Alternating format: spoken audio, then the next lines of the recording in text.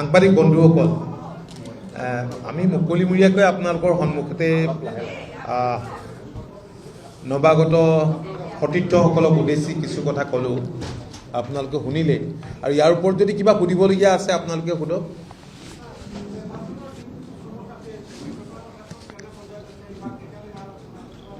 চাওক, নিৰ্বাচনৰ দিন চমু চাপি আহিছে। পূৰ্বতে আমি অলপ সোনকালেই নিৰ্বাচন ঘোষণা কৰিব বুলি ভাবিছিলোঁ যদিও ইলেকশ্যন কমিশ্যন ইয়ালৈ আহি যোৱাৰ পাছত আমাৰ এটা ধাৰণা হৈছে যে ছেকেণ্ড উইকৰ শেষৰ ফালে হয়তো ঘোষণা হ'ব পাৰে। তো ঘোষণা হ'লে নিশ্চিতভাৱে আমি আৰু তাৰ পিছতো 24 দিন সময় পাম। সময় আমাৰ হাতত এতিয়াও যথেষ্ট আছে।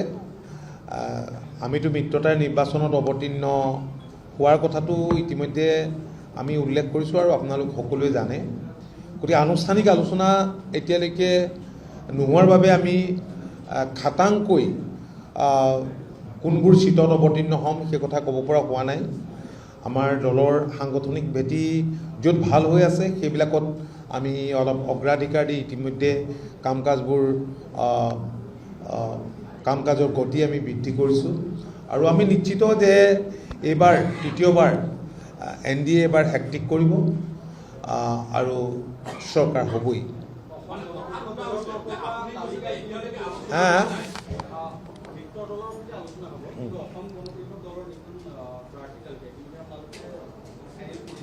নাই কৰা নাই। আমি ছাৰ্ভে টাৰ্ভে কৰি আছোঁ। ছাৰ্ভেটো বেলেগ বেলেগ সময়ত বেলেগ বেলেগ ওলায়। গতিকে তাৰপিছত আমি সিদ্ধান্ত ল'ম। উইনিং পচিবিলিটি য'তেই আছে তাৰ সেই সমষ্টিবিলাকৰ কথাই আমি ভাবিম। নাই, মইতো কৈছোঁৱেই অনানুষ্ঠানিকভাৱে নাই হোৱা বুলি মই কোৱা নাই ন। মই আনুষ্ঠানিক আলোচনা হোৱা নাই বুলি কৈ আছোঁ। মই কৈছোঁ যে আনুষ্ঠানিক আলোচনা হোৱা নাই। গম পালেহেঁতেন তেনেকুৱা আনুষ্ঠানিক মানে আলোচনাটো ক'তো লুকুৱাই নহয়। গতিকে সেইটোতো আপোনালোকে গম পালেহেঁতেন মুকলিমূৰীয়াকৈ। নাই, এইবিলাক আপোনালোকে ধাৰণাৰ ওপৰত কিয় প্ৰশ্ন সুধিছে? ৰাজ্যখনত বিধানসভা চিট কেইটা? অসম গণ পৰিষদে 16 আৰু 21ত কিমানটাত উঠিছে?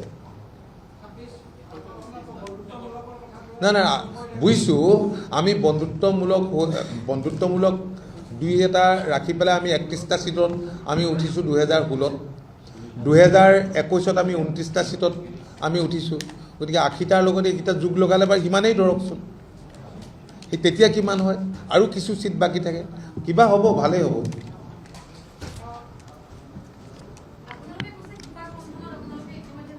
হয়,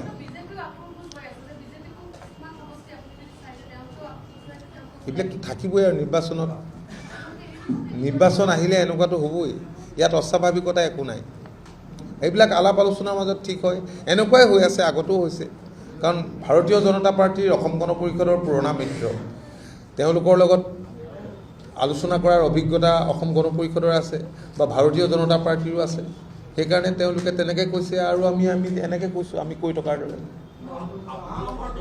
আৰু আপোনালোকে যেনেকৈ ধৰি ল'ব লাগে তেনেকৈ সঁচাই মিছাই ধৰি লৈছে। এনেকৈ চলি থাকিব আৰু কেইদিনমানৰ পিছত দেখিব যে আপোনালোকে ভবাৰ ধৰণে হোৱা নাই, তাতকৈ ভাল হৈছে।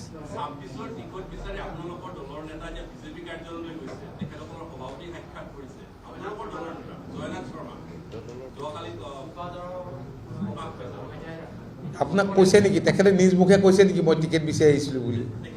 আজি চাওক, মিত্ৰ দল এটাৰ কাষলৈ যোৱাটোত কি কথা আছে? আমিতো একেলগেই থাকোঁ দেখোন। সদায় আমি একেলগে থাকোঁ। আৰু আপোনালোকে ধৰি লৈ যে অকল টিকেটৰ কথা পাতিবলৈ আহিছে। কাইলৈ ভাত মাছেৰে খাব নে মাংস খাব এইটোও কিজানি পাতিবলৈ কৈছে আপোনালোকে। কেনেকৈ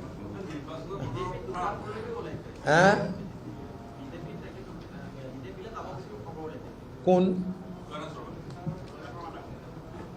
মই কিন্তু শুনা নাই। আপোনালোকে ক'ত শুনিছে আৰু ক'ত? চাওক, মই সমষ্টি হিচাপত আজিৰ দিনটোত আৰু কথা নকওঁ।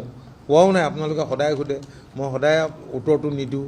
তথাপিও সুধি আছে, ময়ো উত্তৰ নিদিওঁ আজিও। গতিকে সময় আহিব আপোনালোকে গম পাব সকলোখিনি কথা। একো নাই, একদম যেতিয়া ইলেকশ্যন আহিব তাৰ আগে আগে যিখন মিটিং হ'ব ভালকৈ, সেইখনৰ পিছতে আমি যৌথভাৱে আমি সংবাদ মেল দিম, তাৰপিছতে আপোনালোক পৰিষ্কাৰ হৈ যাব। সেইদিনলৈকে আপোনালোকো মিছামিছিকৈ লিখি থাকক, ধাৰণাৰ ওপৰত আপোনালোকে লিখি থাকক, অলপ টিভিত কৈ থাকক, সেইটো আমাৰ কাৰণে বেয়া নহয়। আপোনালোকে বেয়াকৈ হ'লেও আমাৰ কাৰণে ভাল বুলি আমি সদায় গ্ৰহণ কৰোঁ।